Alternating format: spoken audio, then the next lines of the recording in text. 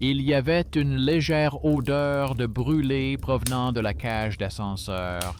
La caméra dans le hall sombre clignotait en rouge lorsque la lumière était éteinte.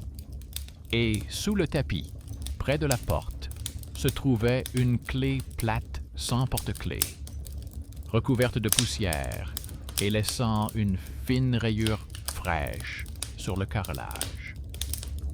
Bonjour! Je suis ravi que vous soyez là. Veuillez indiquer dans les commentaires d'où vous écoutez, sans donner d'adresse ni de détails superflus. Installez-vous confortablement, servez-vous une boisson chaude, mettez en mode silencieux tout ce qui pourrait vous distraire. Je vous souhaite une écoute paisible mais attentive. Elle menait une vie simple. Elle économisait son temps, prenait de petits travaux de transcription le soir, apportait des médicaments à sa mère le week-end, notait dans un cahier les factures d'électricité et d'eau afin de ne pas se retrouver à court d'argent à la fin du mois. Elle avait plus peur de perdre son logement que de l'obscurité. C'est pourquoi tout était à sa place. Les écouteurs dans le bol à clé, le téléphone sur son support, le chargeur sans nœud, le micro éteint, si elle n'avait pas besoin d'enregistrer. Cette nuit-là, le régime a été bouleversé par un dossier urgent. Elle a allumé le micro pour 1 minute, est allée chercher de l'eau et est revenue à la table, où les écouteurs respiraient dans son oreille d'une voix étrangère et régulière, comme si quelqu'un se tenait près du fauteuil et essayait de ne pas se trahir. Au début, elle a mis cela sur le compte de l'écho. Elle a retiré ses écouteurs, éteint l'écran, retenu son souffle et senti son deuxième souffle la rattraper avec un léger décalage, comme si la pièce lui répondait à travers le tube creux dans le mur. Elle a prononcé une courte phrase de test et, un instant plus tard, elle a entendu sa propre intonation, mais plus sèche, sans chaleur. Elle a éteint Internet, fermé les programmes, retiré le plateau avec la carte et posé le téléphone, écran vers le bas, dans le bol. Le son est resté, comme s'il avait migré vers les objets. La table résonnait d'un bois silencieux, le verre d'un tintement froid, et le bol semblait attirer l'air humide. Sa motivation l'empêchait de paniquer. Dans son carnet, elle écrivit en lettres majuscules « Rassembler des preuves, ne pas dramatiser ». Elle colla une bande transparente sur la poignée de la porte afin de voir le lendemain matin s'il y avait eu un contact. Elle tendit un fil fin, presque invisible, le long de la plinthe afin de comprendre si l'air avait bougé près du sol. Elle posa sur la table une feuille avec la date écrite en lettres afin de voir si le bol avait bougé. Elle alluma un vieux magnétophone qu'elle gardait pour les conversations importantes et le posa à côté, loin du téléphone. C'étaient ses petits repères pour passer la nuit. La ligne d'observation s'est mise en place dès les premières heures. La caméra près de l'ascenseur clignotait dans le vide, comme si quelqu'un passait, alors qu'il n'y avait pas de pas. Une odeur de brûlé et d'humidité s'échappait de la cage d'ascenseur, comme si l'ancien bloc se réveillait pour un instant. Sous le tapis, la clé plate s'était légèrement déplacée vers le bord, laissant une nouvelle rayure. Dans le bol à clé, un mince anneau d'humidité était apparu au matin, comme celui d'un verre froid.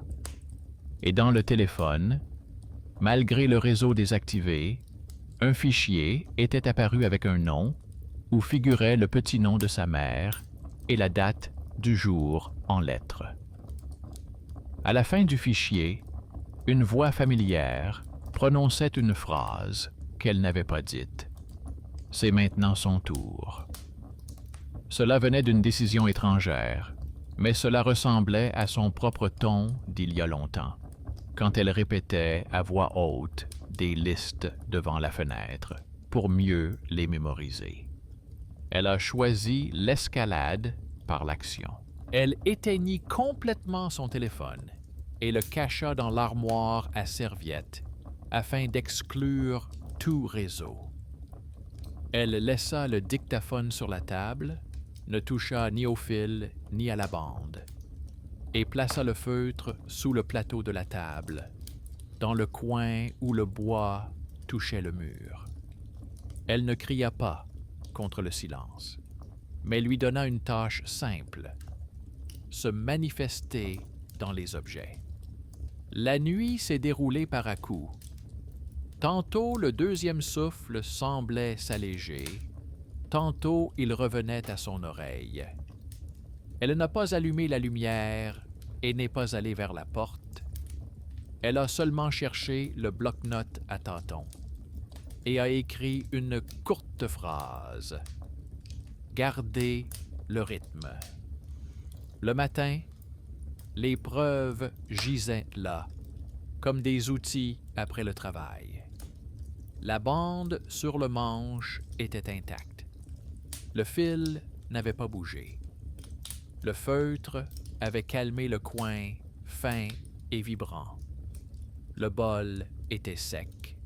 L'anneau avait disparu. Mais dans la mémoire du téléphone, il y avait encore un autre fichier avec le même nom et une date récente en lettres. Sur le dictaphone, un léger clic, semblable à celui d'une cassette, comme dans son enfance, lorsque sa mère appuyait sur l'enregistrement de l'ancien appareil et lui demandait de répéter la liste des médicaments. C'était le premier lien préparé. L'habitude ancienne des rappels vocaux était revenue comme un mécanisme de retard, et la maison s'y accrochait comme à une forme. La mini-enquête a commencé sans grand discours. Elle est descendue voir le concierge, lui a raconté qu'elle avait entendu un bruit inhabituel pendant la nuit et qu'elle aimerait vérifier le journal de l'interphone. Les lignes étaient vides. Le concierge a ajouté que la caméra avait brièvement réenregistré les archives, ce qui expliquait pourquoi le voyant pouvait clignoter même dans le silence. Elle est montée dans la cabine d'ascenseur, où un jeune technicien aux mains claires lui a montré le graphique des mouvements de la cabine pendant la nuit. Pas d'arrêt supplémentaire, pas d'entrées étrangères, seulement un test matinal. Il a proposé d'activer le mode silencieux pour que la lumière ne gêne pas les yeux. Elle a noté dans son carnet. Entrée, non. Archive, oui. De retour chez elle, elle ouvrit le dossier transparent contenant les reçus et y glissa la photo du bol avec la bague, la photo de la bande sur le manche, la note sur le clignotant et le fichier capture d'écran au nom étrange. L'ordre rangeait la peur dans des cases. Le soir, un papier de la gérante fut déposé dans la boîte aux lettres, avec une note laconique concernant une inspection prévue de la ventilation. Cela semblait être une coïncidence, mais les mains du concierge travaillaient de manière anticipée. La moustiquaire de l'appartement du dessus avait cessé de vibrer et il avait discrètement resserré le coin branlant de sa plainte. Ce travail discret était le deuxième signe d'un changement. Un bienfaiteur inattendu, qui avait accès au sous-sol et aux escaliers, était intervenu d'un seul coup, sans se lancer dans des légendes. Il y avait aussi dans l'immeuble un petit homme avec son savoir-faire. Le voisin étudiant, que l'on considérait généralement comme une source de bruit et de demande, vit le dictaphone sur sa table et, embarrassé, lui dit qu'il pouvait décomposer la voix en pistes et mesurer le retard. Elle accepta. Il est revenu avec son ordinateur portable, a étendu le spectre et a montré que le second souffle n'était pas une nouvelle voix, mais une copie réfléchie avec un retard constant, comme si le son se propageait dans la cavité vide du mur et revenait à chaque fois avec le même décalage. Son analyse calme et sans jargon est devenue le troisième pilier préparé. Un talent caché contre le statut lorsque la décision vient de celui que personne n'écoutait. Le soir, elle a apporté les médicaments à sa mère et n'a pas caché l'essentiel, se contentant d'omettre les mots effrayants. Elle a raconté que la pièce répétait sa respiration et que l'appareil ne faisait que la capter. Sa mère posa sa main sur son épaule et lui dit que dans l'obscurité, ce n'était pas la lutte qui aidait, mais le fait de nommer les objets. Tabouret, fenêtre, cuisinière, poignée. Ce n'était pas un conseil tiré d'un livre, mais une habitude commune à toutes les générations, qui était autrefois consolidée par le clic d'une cassette. Maintenant, ce clic se cachait au bout du chemin nocturne. Sur le chemin du retour, près de l'ascenseur, le voyant rouge clignota à nouveau. La caméra, tel un gardien poli, salua brièvement et se tut. Sous le tapis, la clé plate appuyait légèrement sur le tissu, laissant une nouvelle rayure sur le bord. Elle souleva le tapis, posa la clé dans un bol et se demanda à qui elle appartenait et d'où elle venait dans sa maison. Une nouvelle ligne apparut dans le carnet. Clé, question.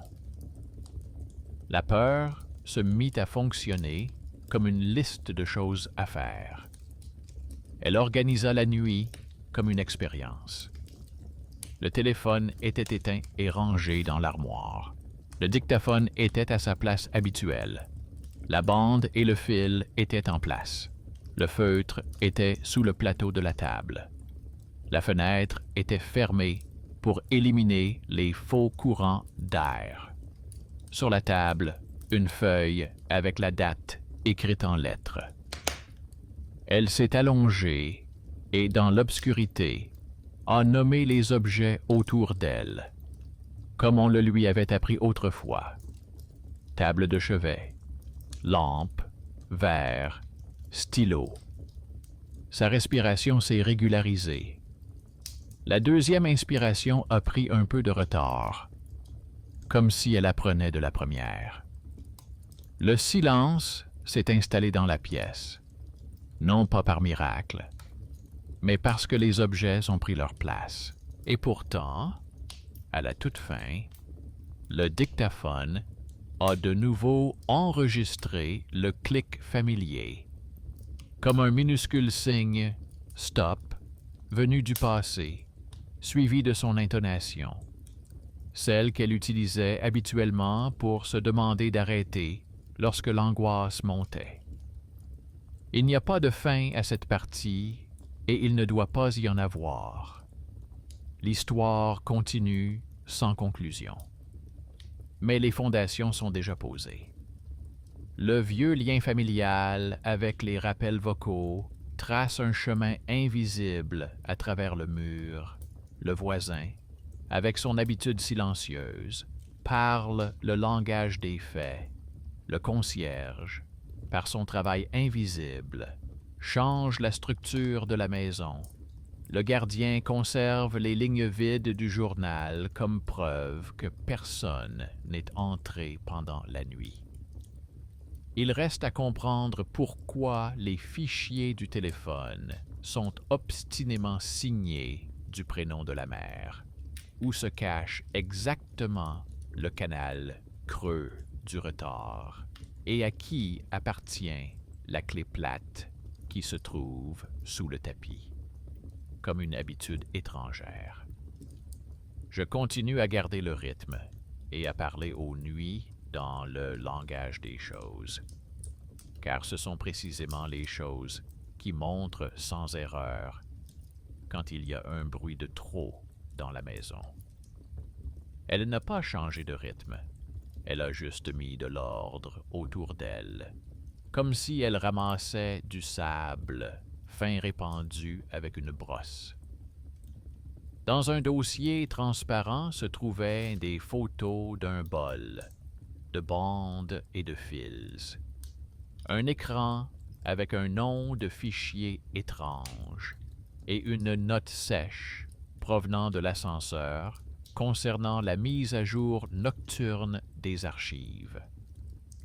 Dans l'après-midi, un nouveau détail, semblable à une blague, est apparu.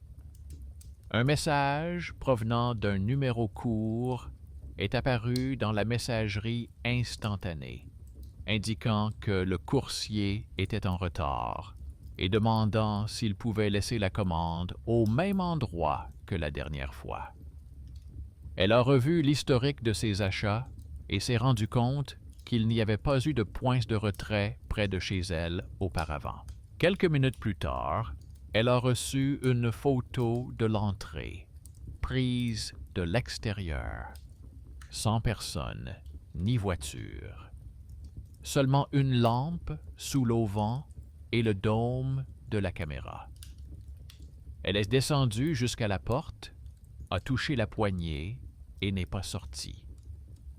L'écran a légèrement bougé, comme si l'expéditeur tapait, et un simple merci pour avoir déjà récupéré le colis est apparu. La décision de rester à l'intérieur était une règle personnelle, mais elle a renforcé la menace. L'interphone a émis un bref clic, comme si la porte avait été entr'ouverte puis relâchée. 1 heure plus tard, une ligne vide avec l'heure est apparue dans le journal du concierge, et l'enregistrement de la caméra commune ne montre que le travail laborieux du ferme-porte. Sur le paillasson devant sa porte se trouvait une enveloppe plate sans timbre ni logo. Dans le coin, une inscription soignée en lettres majuscules. Le prénom familier de sa mère et la date en toutes lettres. Elle a pesé le risque et a fait un choix qui avait des conséquences. Elle a ouvert l'enveloppe sur le seuil sans la porter à l'intérieur. À l'intérieur se trouvait une petite boîte transparente contenant une microcassette, une feuille de papier épais avec une ligne imprimée inconnue sur l'activation vocale et un autocollant fin pour fixer la poignée de porte, identique à celui qu'elle avait déjà.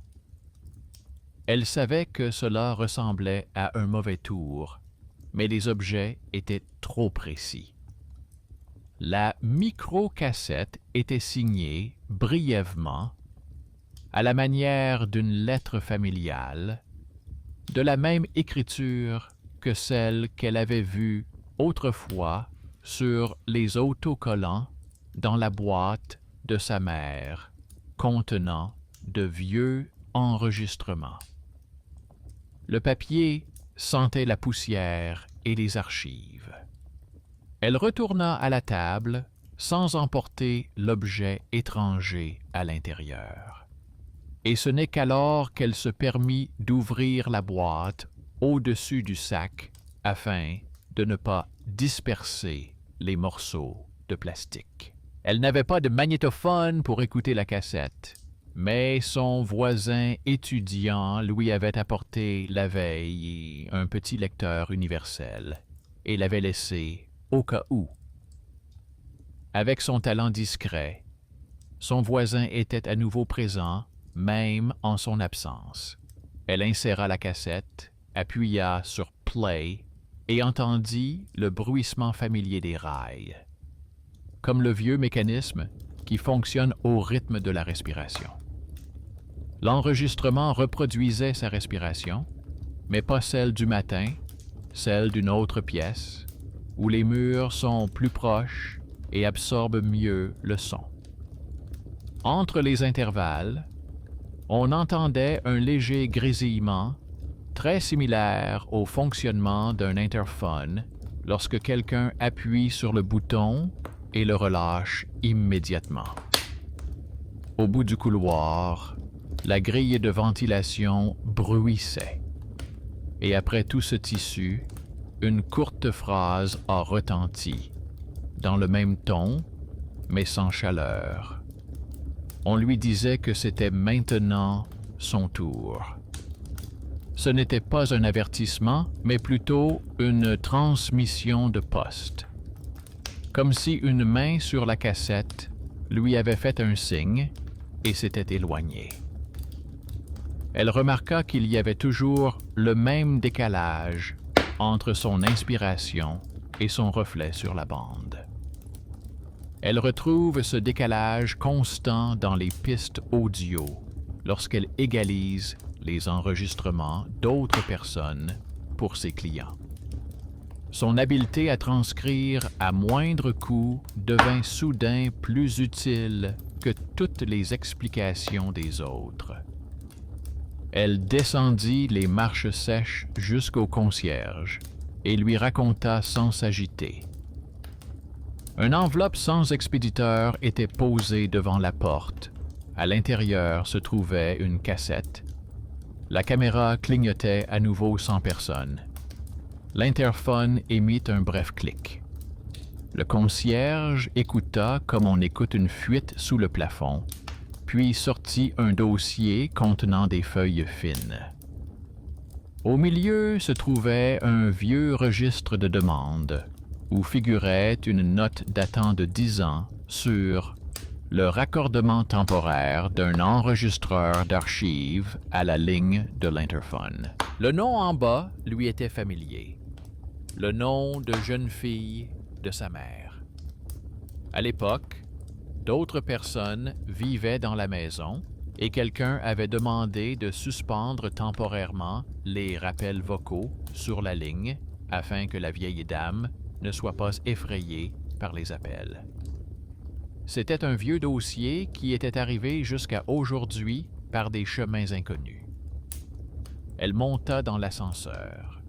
Le jeune technicien, qui avait déjà proposé une fois le mode silencieux, regarda l'enveloppe et, sans commenter les affaires des autres, dit qu'il pouvait ouvrir l'accès à l'armoire technique pendant quelques minutes pour vérifier s'il restait d'anciens morceaux de câble.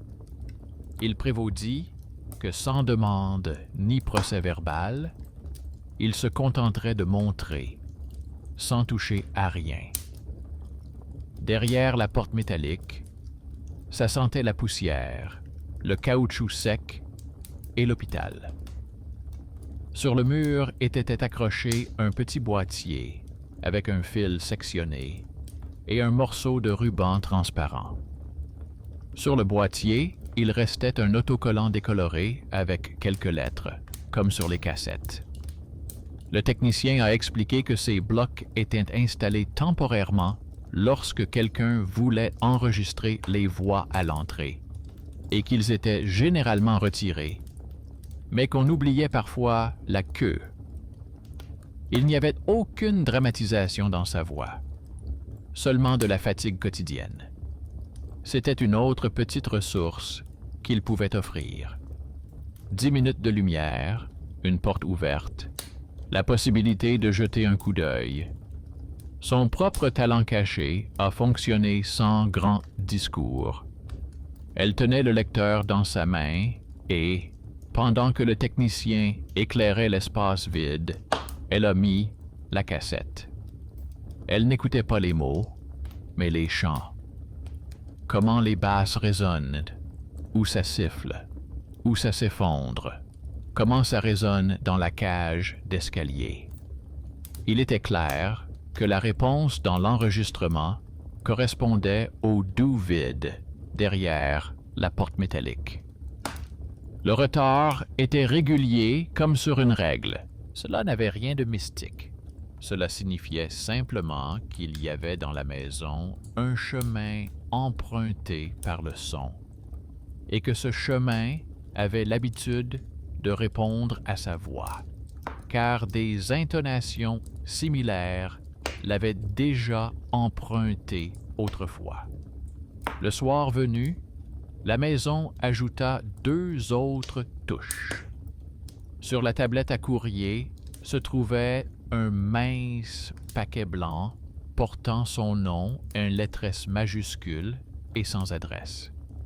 À l'intérieur, un papier austère provenant de la direction avec un avis d'inspection prochaine de la ventilation de sa colonne montante et une demande de laisser l'accès à la fenêtre indiquée pendant la période spécifiée. Elle se réjouit de cette coïncidence banale, car parfois la vie elle-même apporte l'outil nécessaire.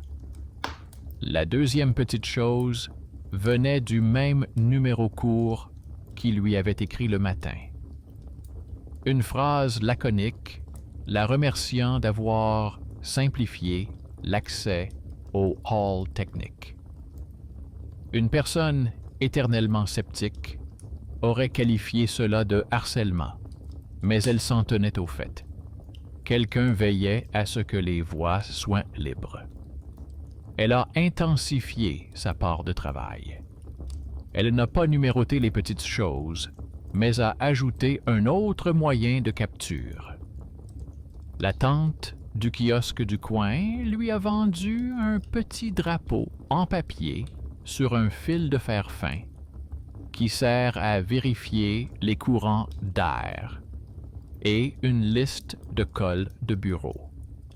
Elle a planté le drapeau près de la plinth, là où la poussière changeait parfois de motif, a passé de la colle dans les interstices invisibles en suivant les conseils du concierge, et a fixé plus solidement le feutre sous le plateau de la table. Ses gestes ressemblaient à des réparations sans fin, mais ils redonnaient à la pièce son propre souffle, sans le céder au retard. Pendant la nuit, elle a fait un autre pas en avant. Elle a laissé non seulement l'enregistrement allumé, mais aussi la caméra frontale de son ordinateur portable, mais elle a collé un cercle de papier sur l'objectif pour que seul le reflet oblique de la lampe et le jeu des ombres soient visibles à l'image. Elle ne voulait pas attraper quelqu'un, mais plutôt le mouvement des objets. Le souffle se répéta 2 fois, puis se rapprocha du mur où était accrochée la grille. Le drapeau trembla légèrement et s'immobilisa. La bande de papier sur la poignée resta immobile. Il n'y avait pas d'anneau sur le bol. Elle s'était presque calmée lorsque, à la toute fin de l'enregistrement, le clic familier de la cassette retentit doucement, et pendant une fraction de seconde, le deuxième souffle ne suivit pas, mais au contraire devança légèrement son inspiration, comme si la pièce avait décidé de faire le premier pas. C'était nouveau et de mauvais augure. Depuis le matin, elle avait vérifié tout ce qu'elle pouvait. Le journal de l'interphone était vide. Le concierge n'avait effectué aucune sortie nocturne. Le technicien avait laissé une note de service sur la feuille indiquant l'ouverture prévue de la mine dans la fenêtre la plus proche. Le concierge, qu'elle avait croisé près des poubelles, lui avait dit qu'un vieux capot faisait un bruit étrange sous son plafond et lui avait proposé de le visser discrètement avant les papiers, si elle était d'accord. Il l'avait fait sans un mot, avait retiré 2 vis et lui avait dit que le cliquetis allait maintenant disparaître. Les petites gens faisaient de petites choses qui rendaient la respiration plus facile. À la maison, une nouvelle étrangeté l'attendait, encore une fois simple. Un autre fichier avec un nom court était apparu sur son téléphone. À la fin, il n'y avait pas de phrase sur la file d'attente. On y entendait son « oui », l'accord habituel qu'elle donnait dans son enfance lorsque sa mère lui demandait de répéter la liste. Ce « hum » avait retenti une fraction de seconde avant qu'elle ait eu le temps d'y penser. Elle posa son téléphone sur la table, s'approcha de la fenêtre et retint son souffle. La deuxième inspiration dans la pièce ne suivit pas, mais précéda légèrement, comme si elle essayait de mener. Elle fit à nouveau un choix. Elle appela sa mère et, sans l'effrayer avec ses mots, lui raconta que la maison semblait apprendre à respirer à sa place, que les cassettes avec l'écriture familière de sa mère étaient sur sa table et que des techniciens viendraient dans les prochains jours. Sa mère l'écouta et lui dit qu'autrefois, dans cette maison, ils avaient effectivement connecté une voix à l'interphone pendant une courte période, afin qu'elle n'ait pas peur des appels étrangers. Elle ajouta qu'à l'époque, c'était plus facile quand les noms des objets étaient prononcés à voix haute, et lui demanda de conserver cette habitude simple. C'était un pont silencieux entre le passé et le présent.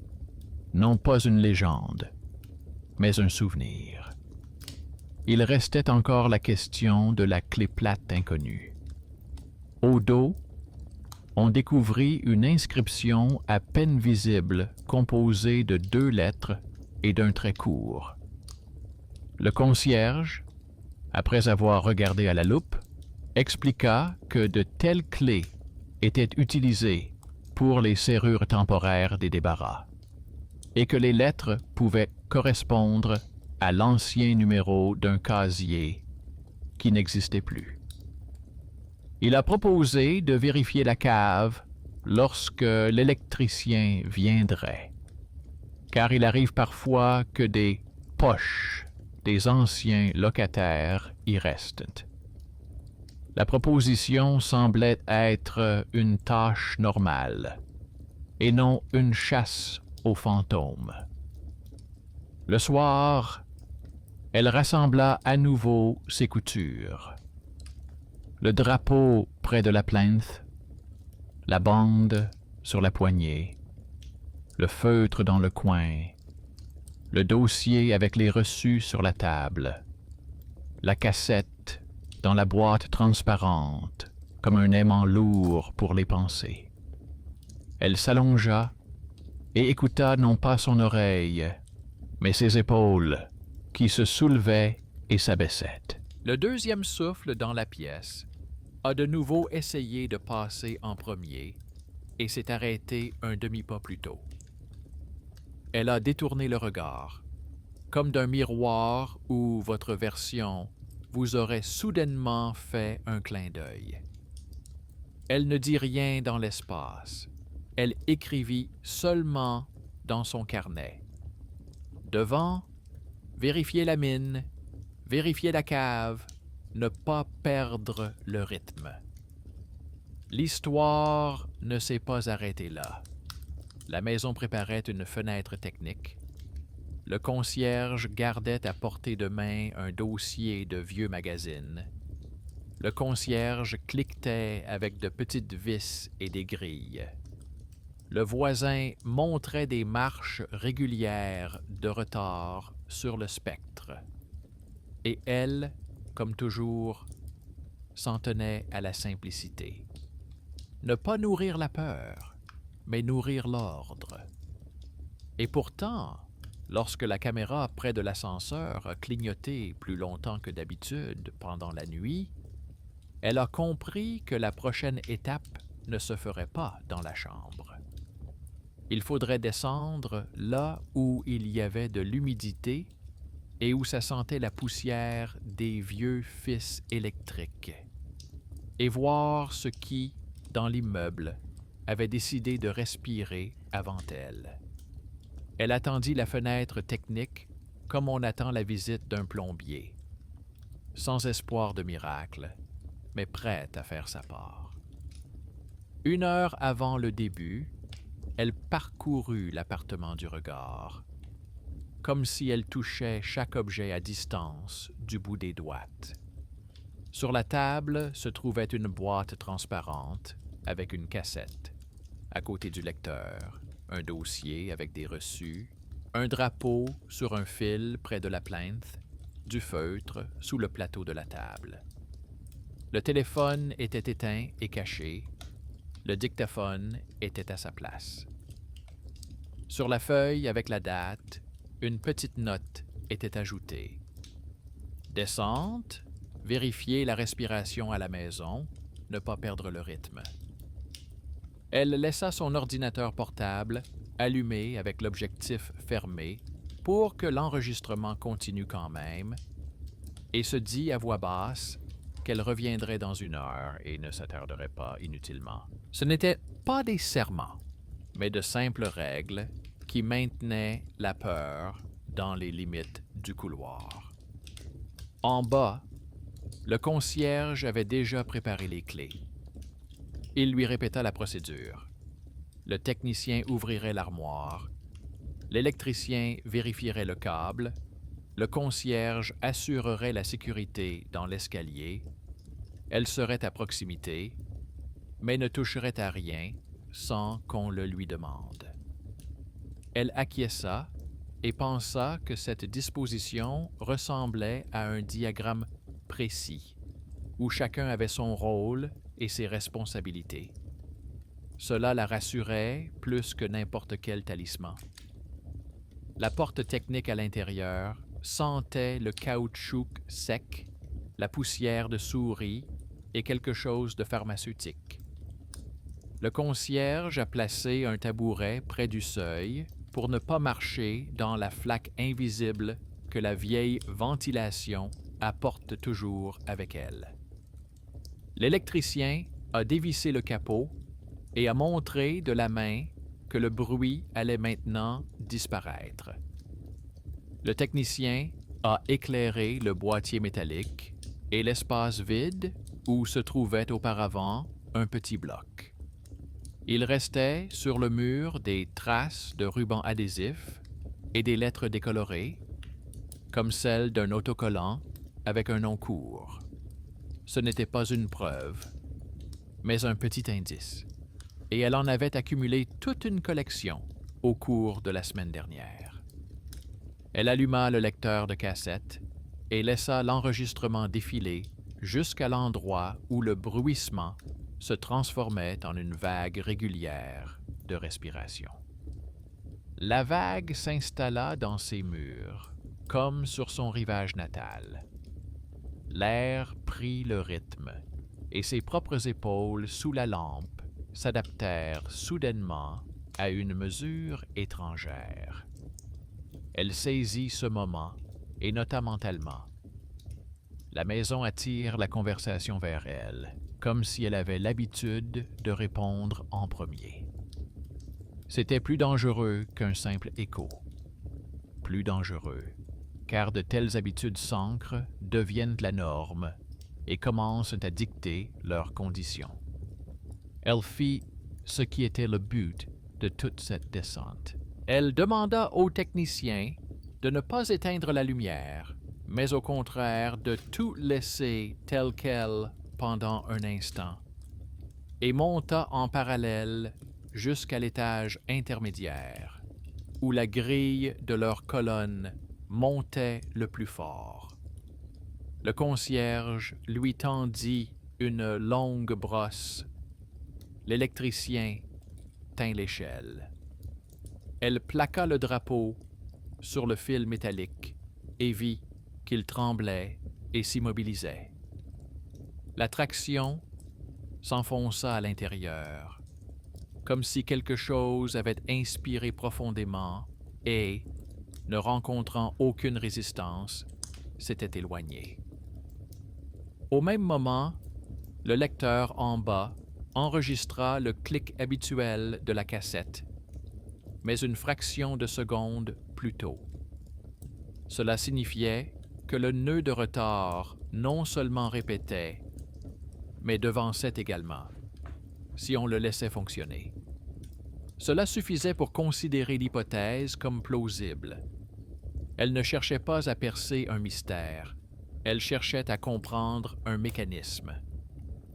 Le concierge, qui se tenait un peu à l'écart avec un dossier, sortit une fine feuille d'un vieux registre de demande et raconta qu'il y a longtemps, dans cet immeuble, on avait brièvement mis une voix sur l'interphone pour qu'une femme âgée n'ait pas peur des appels.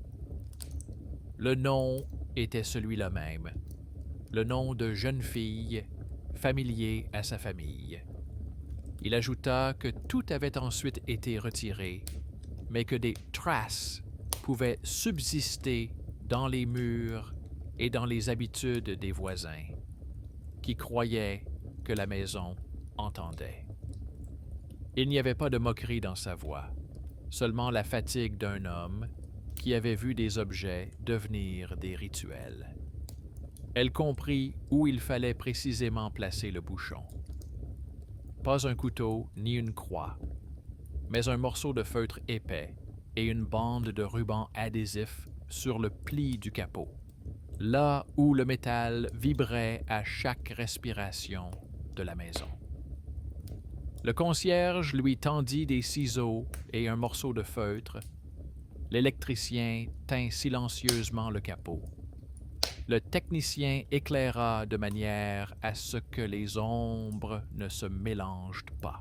Elle fixa le feutre comme on colle une application pour enfants, appuya sur le ruban adhésif, en ajouta un deuxième par-dessus. Le résultat n'était pas très esthétique, mais honnête. Le bruit a diminué. L'air a cessé de circuler en boucle, comme un tramway sans arrêt. En bas, le lecteur qu'elle avait laissé ouvert a enregistré la respiration qui suivait strictement, sans étrange avance. Elle n'a pas entendu dans ce changement une victoire, mais une clarté supportable. Le cercle a ralenti et est redevenu un cercle, et non plus une spirale. Sur le chemin du retour, la maison lui a fait passer un petit test.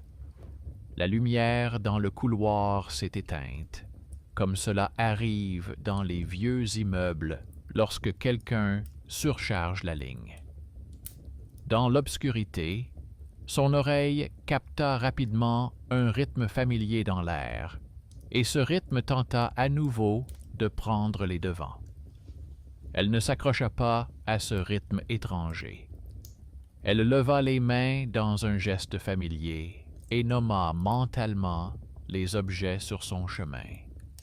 La rampe, la marche, la porte, le tabouret, la lampe, le magazine.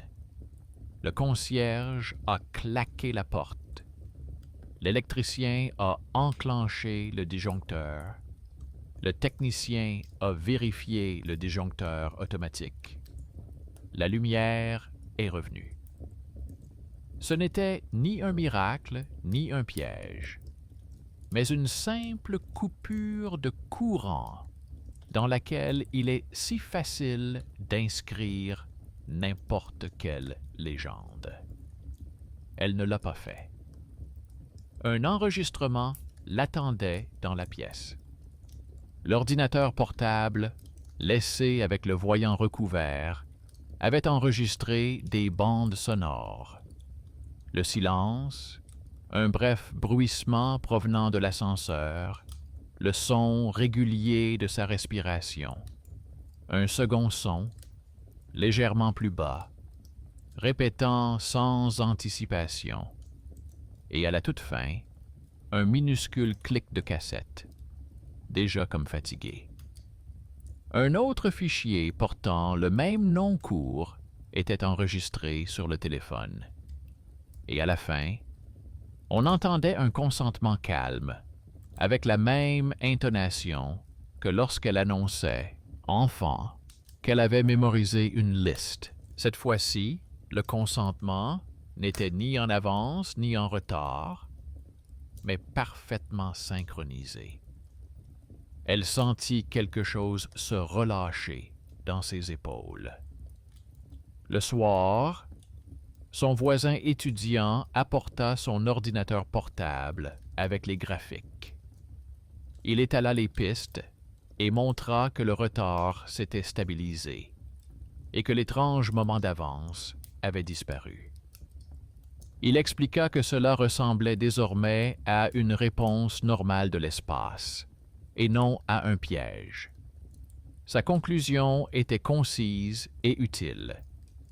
Elle l'a remercié sans cérémonie et a noté dans son carnet « Talent caché, ça marche ». Le lendemain, le concierge est passé et, sans entrer, a raconté qu'il avait fixé un autre coin qui bougeait en bas, pour être sûr qu'il ne tremble plus. Ce travail invisible est devenu son troisième pilier. Et pourtant, l'histoire avait encore un hic. La clé plate étrangère était toujours dans le bol. Elle ne savait pas de quelle poche elle provenait.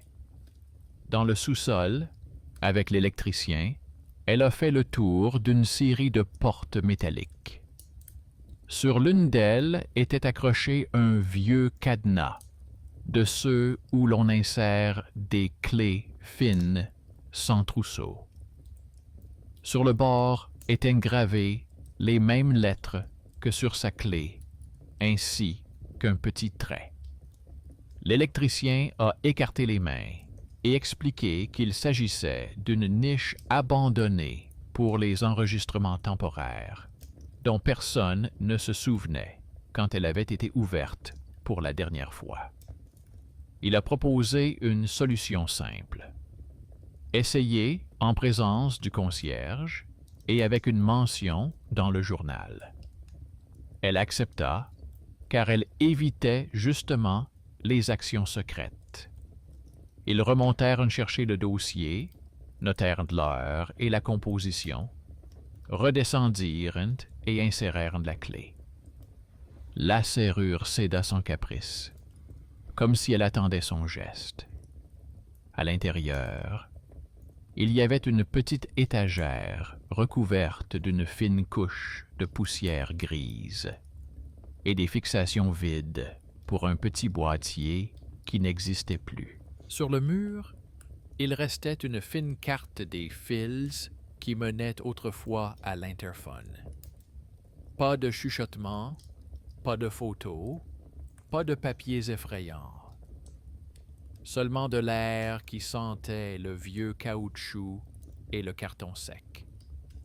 Elle passa son doigt à l'endroit où se trouvait autrefois l'autocollant et imagina comment, il y a de nombreuses années, une main avait appuyé sur la cassette pour ne pas entendre les sonneries étrangères. Ce n'était pas de la magie, mais de la pitié pour soi-même, transposée en technologie. Sa propre histoire avec sa mère s'y reflétait, sans demande ni reproche. Ils fermèrent la niche, notèrent dans le journal qu'elle était vide et remirent la serrure en place. Le concierge proposa de boucher la fente avec du ruban adhésif neuf pour éviter les courants d'air. Elle acquiesça. À la sortie, dans le couloir, la caméra a bougé et a clignoté brièvement, un test habituel.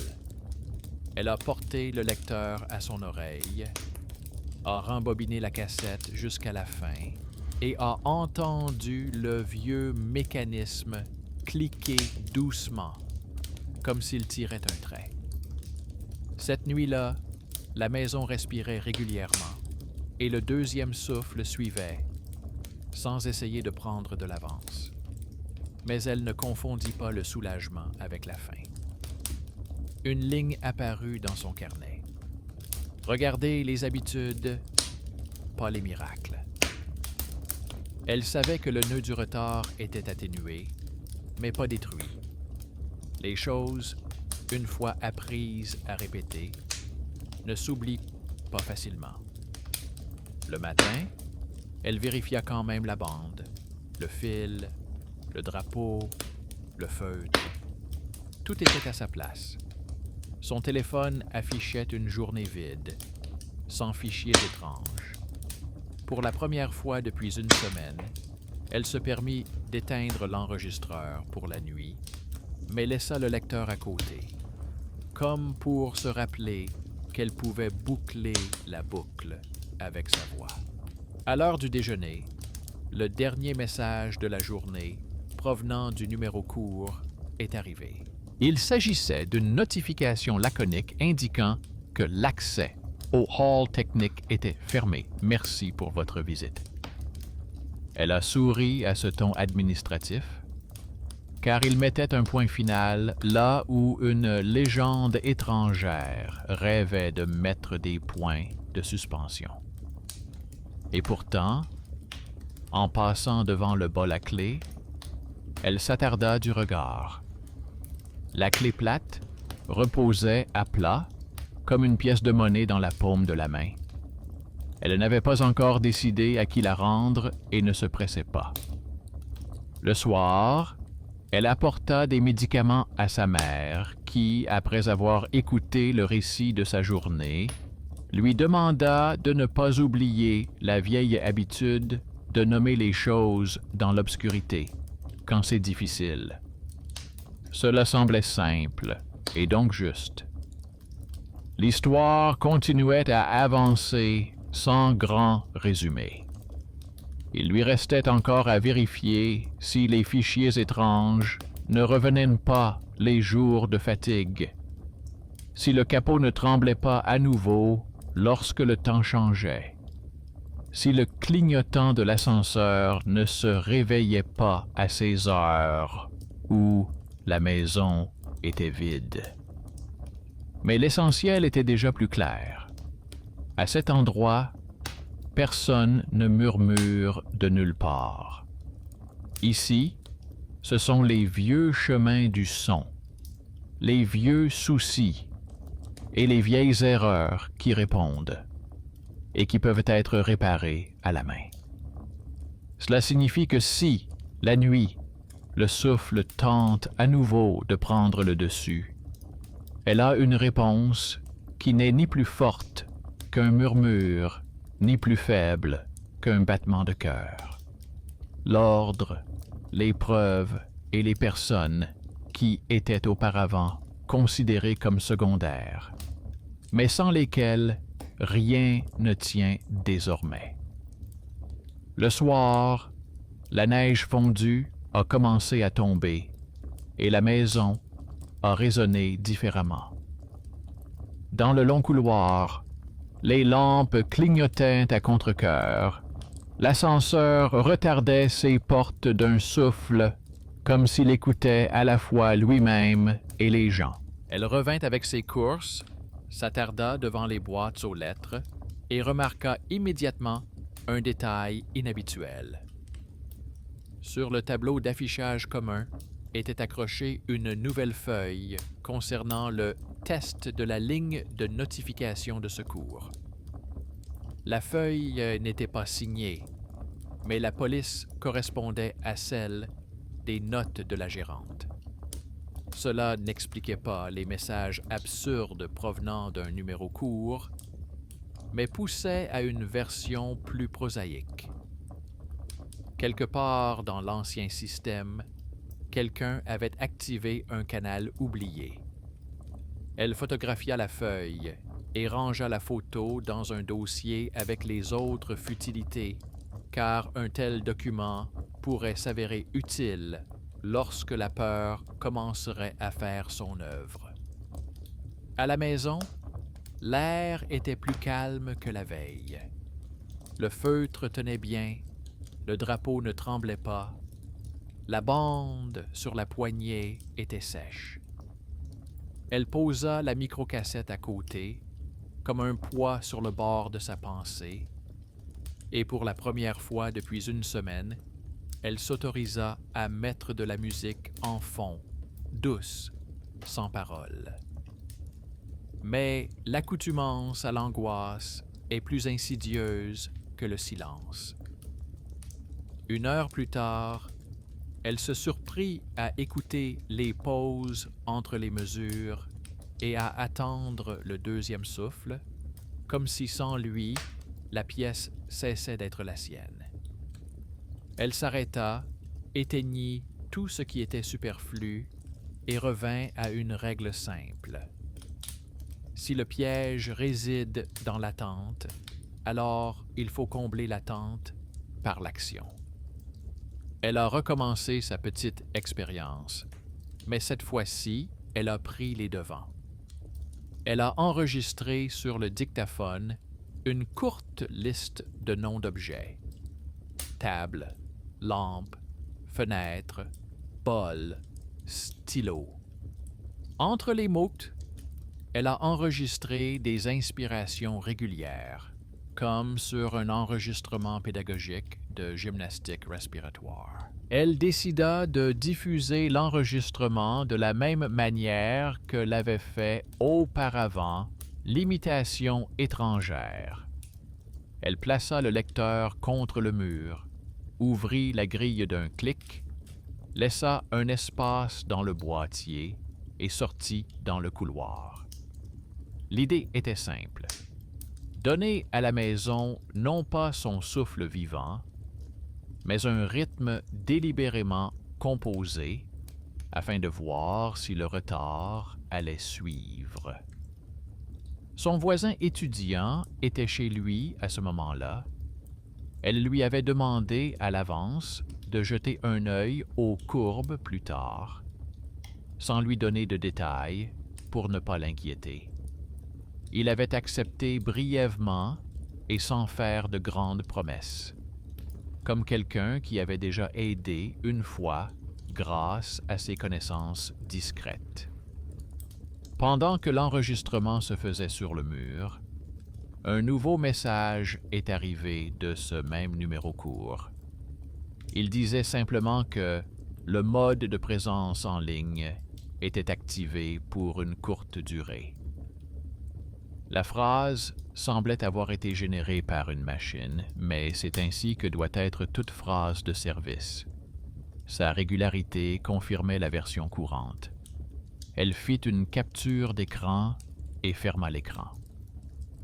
Quelques minutes plus tard, un soupir familier et léger s'échappa de la grille, suivi des noms de ces objets, réguliers et légèrement plus sourds, comme s'ils venaient de loin.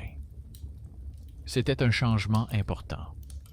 Ce n'était plus elle qui s'adaptait à la maison, mais la maison qui reprenait son ordre. Elle sentit un petit pli se défroisser dans ses épaules. « Il va pleuvoir cette nuit », prédit la tasse posée sur le rebord de la fenêtre, laissant une trace d'humidité invisible sur la vitre. La maison se mit docilement à grincer dans les poutres, mais pas de manière insistante, plutôt comme un vieux bus auquel on aurait remplacé les joints. Elle se coucha tôt, car le lendemain, elle devait aller voir sa mère. Elle a laissé le dictaphone allumé avec un nouvel enregistrement, le lecteur éteint, le téléphone sans son, l'ordinateur portable en veille, mais enregistrant les bruits de la pièce. Ce n'étaient pas des superstitions, mais un calendrier soigneusement établi d'un espace incertain.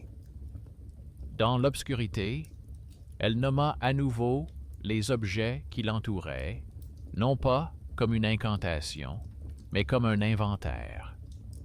Table de chevet, lampe, verre, stylo. La deuxième inspiration vint après, pas avant. Vers le matin, l'électricité s'est éteinte pendant 1 minute dans tout l'immeuble. Cela s'est produit silencieusement et honnêtement, sans bruit ni miracle, juste comme si un vent humide avait soufflé quelque part. Elle ne se précipita pas vers la fenêtre, elle compta jusqu'à 10 avec les lettres, entendit quelque part dans l'escalier le concierge brancher le câble, l'électricien actionner l'interrupteur, le concierge remettre la plaque en place. Les gens faisaient leur travail. Quand la lumière revint, une fine bande de défaillance apparut sur l'ordinateur portable, suivie immédiatement de 2 vagues de respiration, la sienne et celle qui suivait. Le lecteur était silencieux. Aucun nouveau fichier n'était apparu sur le téléphone. La caméra près de l'ascenseur clignota 1 fois, comme toujours le matin. La maison montrait qu'elle n'était pas fâchée de son absence. Cela ne semblait pas lui être nécessaire. Tout était stable chez sa mère. Elle buvait du thé dans des verres épais et parlait de choses simples. De la file d'attente à la pharmacie, de la voisine de palier, de la façon dont le temps affectait les articulations. Elle lui montra prudemment la microcassette. Ma mère l'a prise comme on prend un objet du passé et l'a longuement regardée, comme si elle scrutait le vide du plastique. Puis elle l'a rendue et m'a raconté qu'elle avait autrefois demandé à ce que la voix soit mise en attente, car elle pensait que cela éviterait que l'appel ne soit comme un coup de poignard dans le cœur.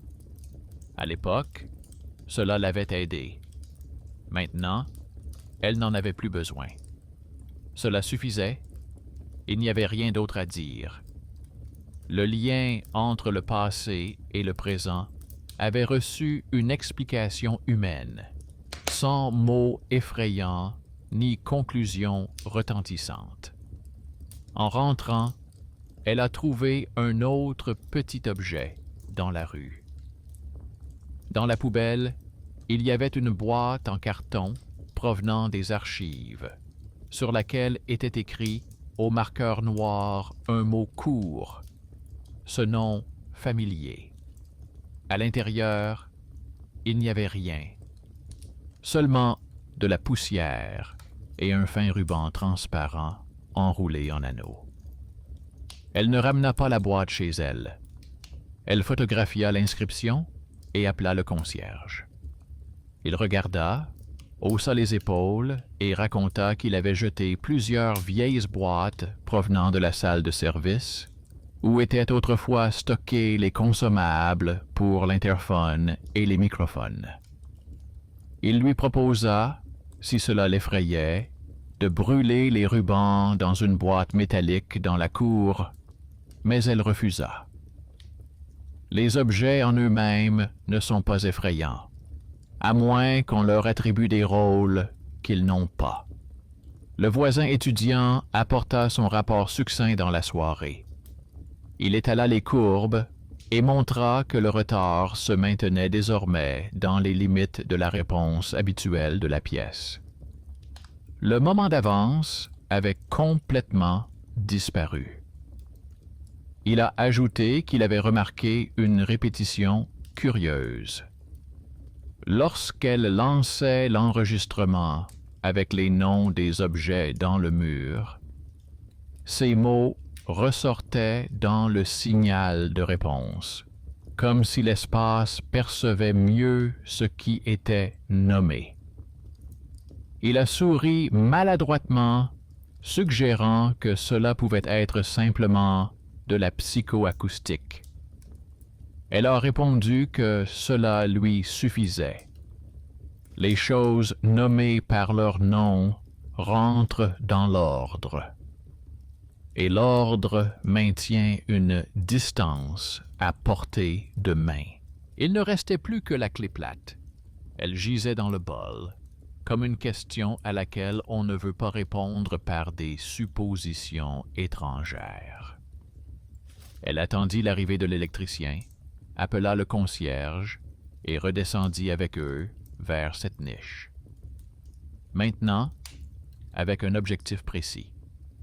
Ils ont noté l'heure dans le journal, ont ouvert la serrure, ont retiré l'étagère vide et l'ont essuyée avec un chiffon sec.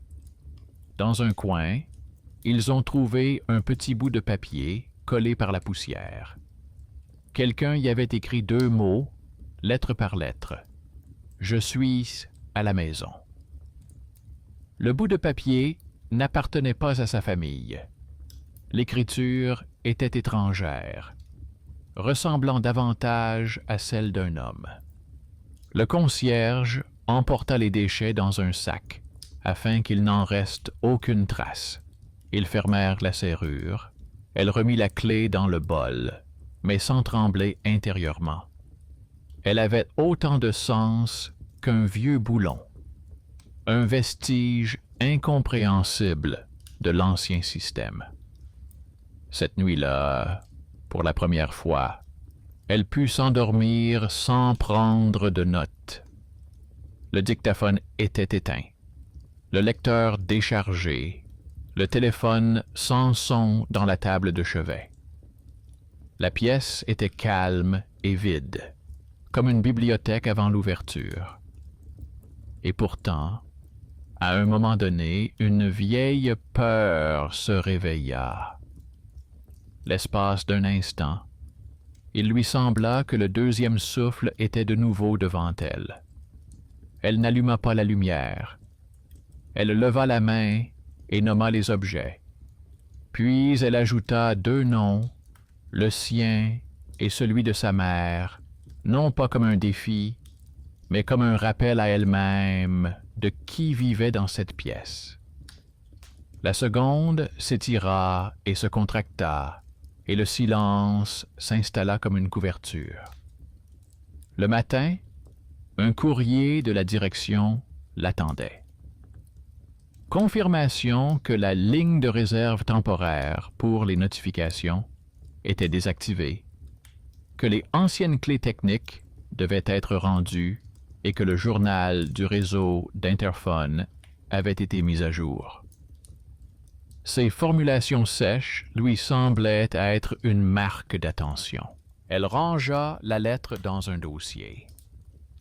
Au-dessus, une photo du tableau d'affichage, une photo de la boîte avec le nom de la maison, des captures d'écran du numéro court.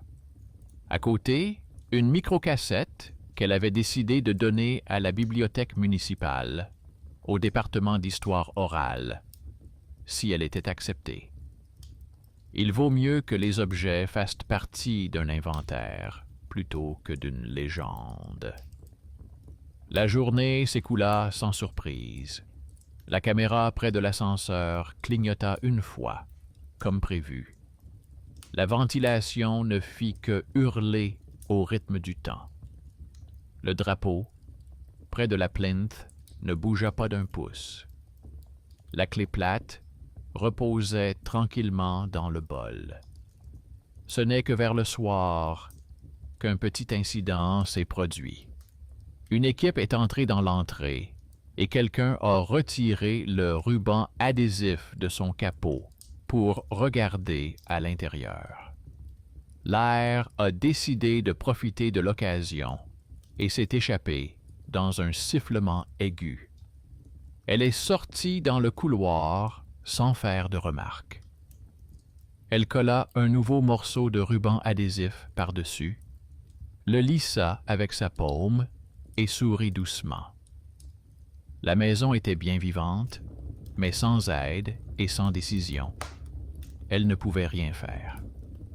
L'équipe partit, le concierge s'excusa d'un bref signe de tête, le gardien nota l'incident dans le journal.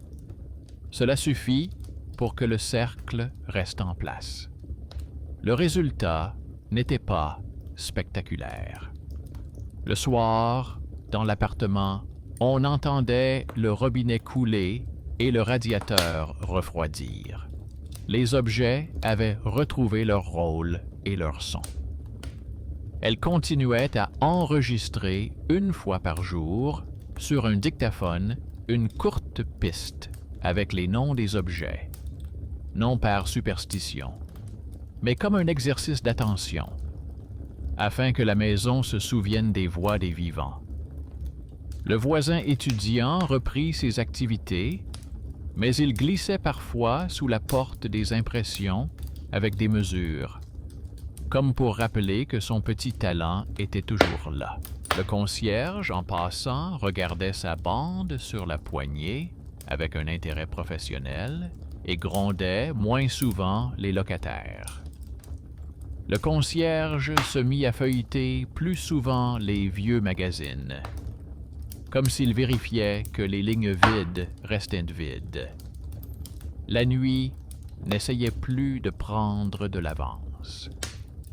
Si, sous la pluie, elle avait soudain l'impression que quelqu'un respirait à côté d'elle, elle comptait les inspirations et les expirations jusqu'à un petit nombre rond en lettres et nommait les objets. La maison lui répondait en rythme, sans essayer de mener. Ce n'était pas une victoire sur quelque chose.